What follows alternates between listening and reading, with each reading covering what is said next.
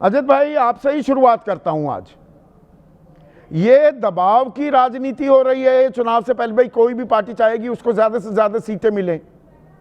ये बात उतनी है या शायर की भूमिका में आ गए चिराग पासवान, कविता सुना रहे हैं जीतन राम मांझी? दरअसल रायता कुछ ज्यादा फैल गया है।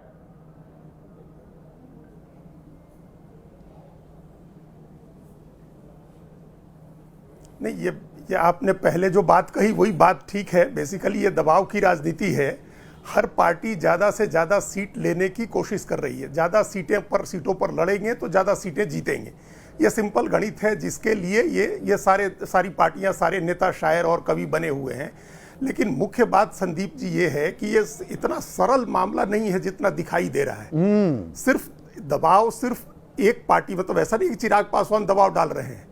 उनको दबाव डालने के लिए कौन उकसा रहा है? उनके पीछे भी कोई तार डोर खींच रहा है। उनकी कौन खींच रहा है? जीतन राम मांझी। इशारों में आप बात मत कीजिए अजित भाई, आप इशारों में बात मत कीजिए। राजनेता करते रहते हैं। कौन डोर खींच रहा है उनकी?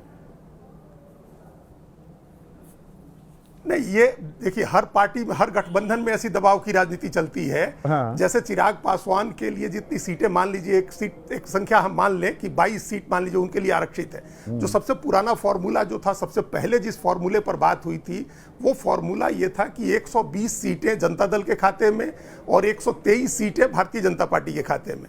भारतीय जनता पार्टी अपने खाते में चिराग पासवान को एडजस्ट करेगी और नीतीश कुमार अपने खाते में जीतन राम मांझी और उपेंद्र कुशवाहा को एडजस्ट करेंगे। ये सिंपल बात थी, ये सिंपल गणित था पहले का। उसमें यह था कि नीतीश कुमार अपने साथ 6 सीटें दे करके उपेंद्र कुशवाहा को 8 सीट दे करके जीतन राम मांझी को एडजस्ट करेंगे। 106 सीट अपने लड़ेंगे, एक आध सीटें इसमें ऊपर नीचे हो सकती थी।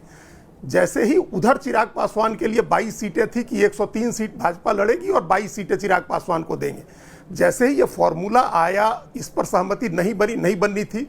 चिराग पासवान जब ज्यादा सीटें मांगने लगे, हमारी जो जानकारी है संदीप जी, जीतन राम मांझी को 8 सीट पर कोई आपत्ति नहीं होनी चाहिए है। थी भी नहीं, पहले नहीं थी उनको आपत्ति इस बात के लिए। मतलब ये अंदर की बात करें, आप उनके बेटे आ रहे हैं, उनके प्रवक्ता होंगे, वो लोग तो विरोध इस बात को नहीं स्वीकार करेंगे। लेकिन जैसे ही चिराग पासवान के लिए 25, 28 या उससे ज्यादा सीटों की बात होने लगी, वैसे ही जनता दल यू की पेंडोरास बॉक्स खुल गया। हम अपनी जानकारी, फिर पेंडोरास बॉक्स खुल गया कि अरे भाई, ये चिराग को ज्यादा मिल गई तो हम क्यों नहीं, हम पीछे कैसे रह जाएं?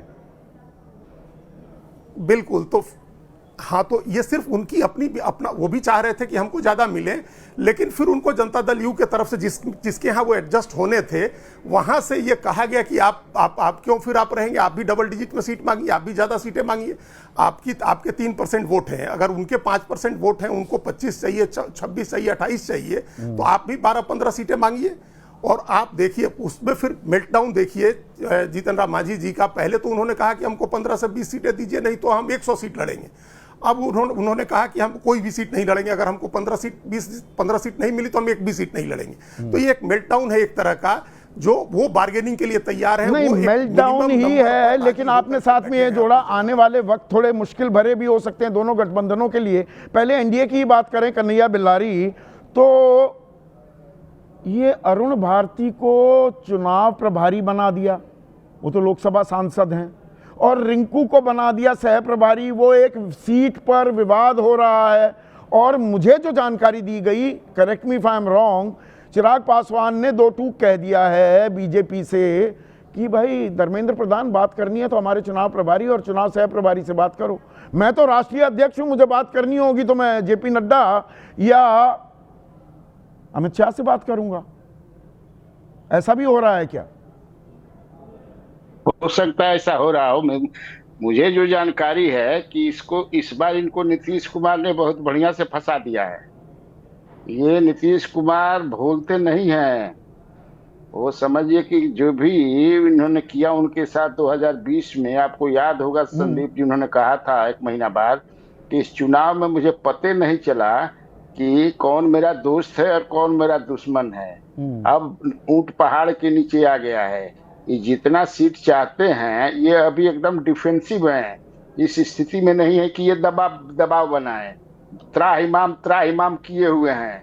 ये जितना सीट मांग रहे हैं वो सब, उसमें ज्यादातर जेडीयू का है। जेडीयू कह रही है कि छोड़बे नहीं करेंगे, कैसे ये ले लेंगे। आप देख लीजिए, आपके पास तो लिस्ट पहुंच ही गया होगा या पहुंच जाएगा। ये सब कह रहे हैं, जेडीयू साफ कर दी है कि हम एक भी सीट नहीं छोड़ेंगे इनके लिए। क्यों छोड़ेंगे हम इनके लिए सीट? जहां से बीजेपी को देना हो दे। तो और मुझे क्या चिराग पासवान 2020 को दोहरा सकते हैं कि भाई मैं अकेले ही लड़ लूंगा? वो जो शब्द इस्तेमाल कर रहे हैं, जुल्म करो मत, जुल्म सहो मत, जीना है तो मरना सीखो, कदम कदम पर लड़ना सीखो।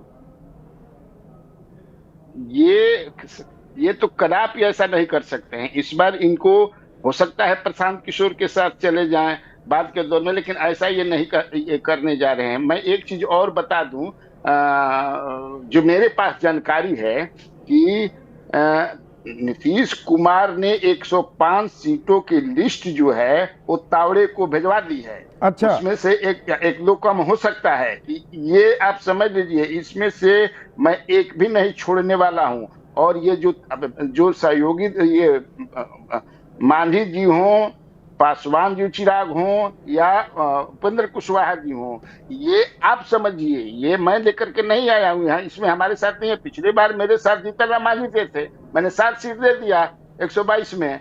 आपके साथ थे साहनी, उनको दे दिया आपने। इस बार मेरे साथ तो ये हेडेक आप समझिए, आप जानिए कितना देना है। चिराग को मतलब झेलना है तो बीजेपी झेलेगी। नीतीश कुमार ने साफ कर दिया है, हमें हमारी जो सीट है वो हम एक बे ना छोड़ेंगे। कन्हैया बिल्लारी ये कह रहे हैं।